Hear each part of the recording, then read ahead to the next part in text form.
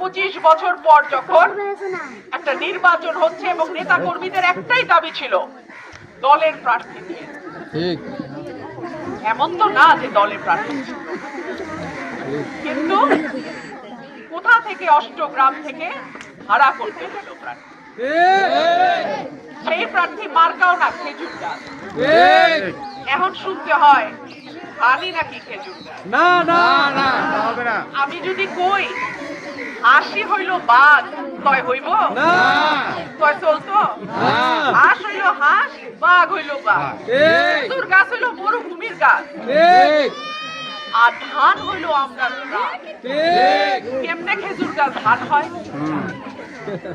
প্রিয় ভাইরা আমার, আমার যারা সমর্থক, আমার যারা ভোটার, আমার যারা নেতা কর্মী আছে, তাদেরকে আমি বলবো, আমি 17 বছর শেখ হাসিনার আমলে তার মতন শক্তিশালী সরকারের চোখে চোখ রেখে কথা বলছি। আপনারা আমাকে ভালোবাসেন, আপনারা আমাকে আপনাদের সন্তান হিসেবে গ্রহণ করেছেন, ঠিক আপনাদেরও ভয় ফেলে চলবে।